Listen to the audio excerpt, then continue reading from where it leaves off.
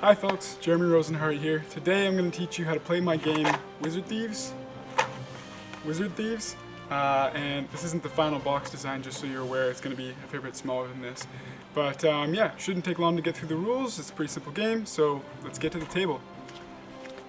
Alrighty, so the premise of this game is that you are wizards and you are thieves and you are trying to steal loot from one another in a variety of ways. The goal of the game is to have all the loot cards. You've had a long day of pilfering and plundering, and now you've gathered together to pit your loot, your findings, in a contest of speed and dexterity.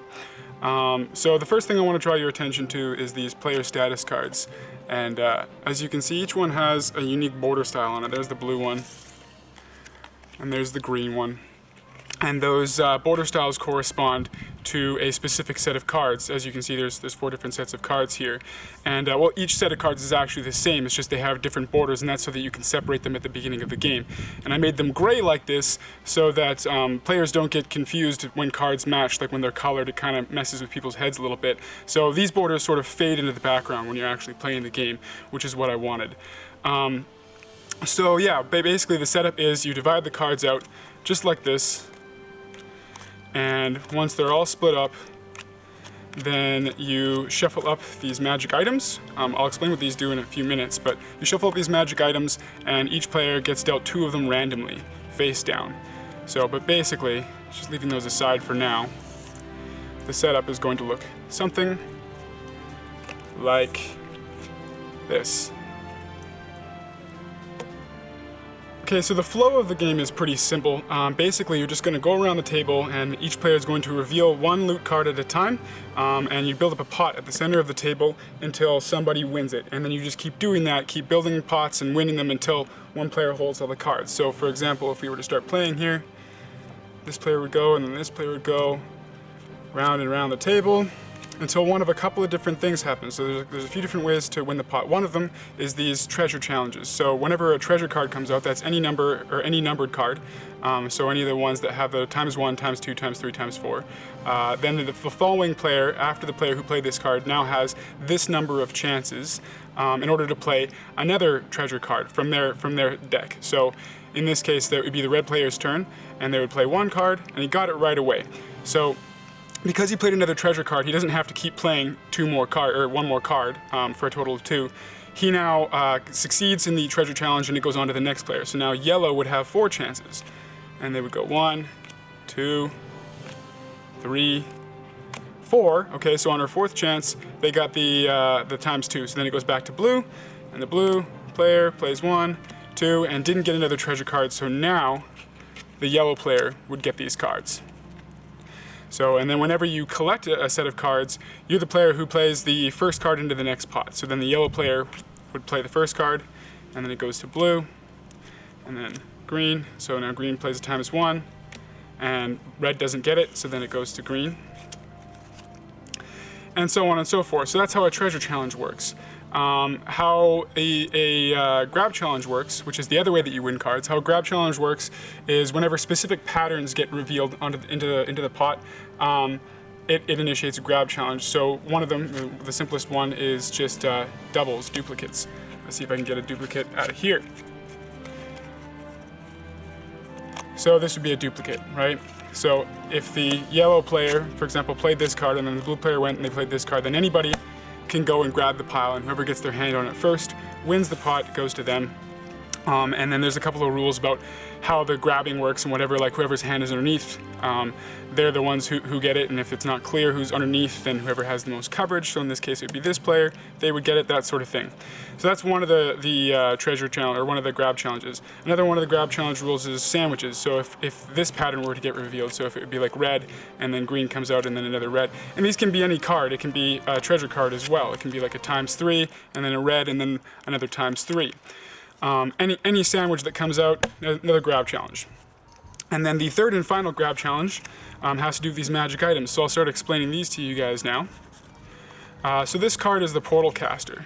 And the portal caster, what it does when it gets revealed, so if I'm the player who reveals this card, I now choose another player from around the table, and they have to discard a card from their deck face up into another pile. So let's say I choose the blue player, and then he flips this card over, and this now forms the portal pile.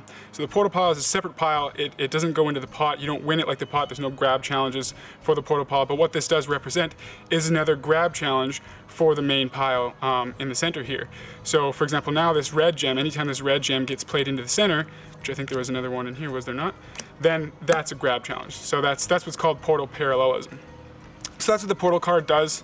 It just builds up a portal pile and thins out everybody's decks. And then the steal card allows you to, or the gauntlet of stealing rather, allows you to steal 2 cards from another player, if you so choose, or you can choose to steal 1 card from the portal pile, and that you can select. So if there's good stuff in here, you can go after that, which is kind of nice. Then there are the bomb cards, and the bomb cards destroy cards. They remove them from the game. So if you play a bomb card, then you can either destroy 2 cards from one other player, or 1 card from every other player. So let's say I chose the red player, he would take 2 cards off the top of his deck here, and just tuck it under his status card, and those are now out of the game completely. There's no way to get them back.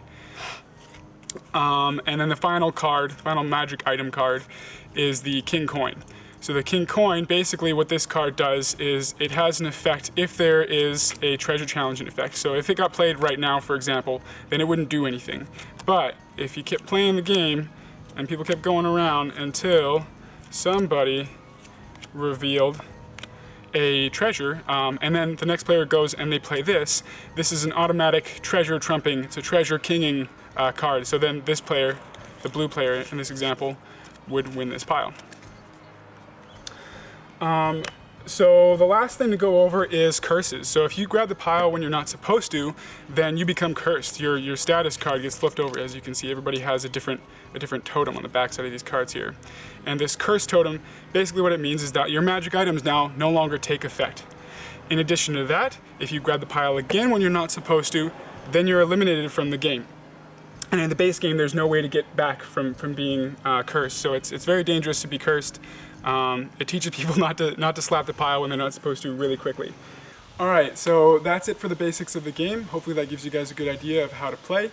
I'm also going to go through some of the sort of advanced play, optional module type stuff right now, so if you'd like, stick around for that. Otherwise, thanks for watching. Catch you later.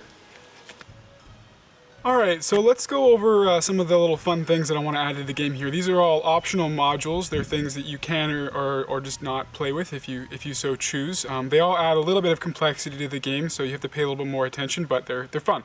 So let's start with the Mimic Gem here. So the Mimic Gem is a special magic item. It gets shuffled in with the rest of the magic items, and as you can see, the border is a different color than the rest of the magic items. That's because it always takes effect even if the player who plays it is cursed.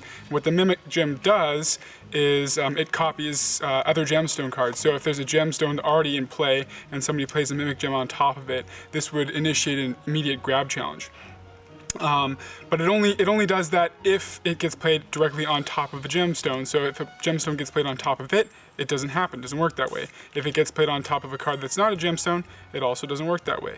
A Mimic Gem played on top of a Mimic Gem is just a normal double, so it would initiate a grab challenge, but for a different reason. So that's that. That's how that one works. Then we have the Wily Witch expansion. So this is a 5th player expansion. I wanted to add a 5th player to the game, but I didn't want to add too many cards because that would make the game quite a bit longer. So I came up with a system where the Wily Witch starts the game with fewer cards than all the other wizard players. They get 4 of these loot cards, the 2 treasures and 2 gemstones, and they'll get 1 random magic item card. This other magic item is the magic broom. It will get shuffled in with the rest of the magic items as well, but it doesn't necessarily go to the witch because of that. So this might go to somebody else. However, whenever this card is played by anyone, doesn't matter who, the effect is beneficial for the witch. Basically what happens is, as soon as this gets played, the witch gets to steal 3 cards from anywhere around the table. It can be from other players, it can be from the portal pile, it just can't be from the main pot, but she gets to steal 3 cards of her choosing. So that's the Wily Witch. Finally, we have the Potions mini expansion. And so what this Potions expansion allows you to do is each player gets one of these potion cards. They start with it sitting in front of them sort of like this. And that potion card can be used in a couple of different ways. One of the things that you can do with it actually is come back from being cursed. So if you're already cursed, you can just flip this over and now it's empty and now you're uncursed. However, you might not want to do that. You might want to hang on to it because even if you're cursed, you don't have to use it for that. And what you can also use it for is stealing the pile. So when the pile starts getting big and there's some valuable stuff in there, you might want to just throw that on there. And now everything underneath that card, once you put it on there, and you can do that even out of turn, it becomes yours. And then you flip this over again. These potion cards are one-time use cards. It's a very powerful thing, but you only get one of them. The final thing that it does is basically just a little passive effect. So if you're already cursed and you slap the pile when you're not supposed to, then instead of being eliminated from the game, this gets flipped over and you're still in the game, but you're still cursed. So basically it turns the 2-strike system into a 3-strike system. Alright, so that's it. That's everything you need to know about Wizard Thieves. I hope that all my instructions are clear, but feel free to reach out to me if you have any questions and I will try to clarify. Yeah, hope you enjoyed the video. Hope you're having a magical day. Have a good one, everybody. See ya.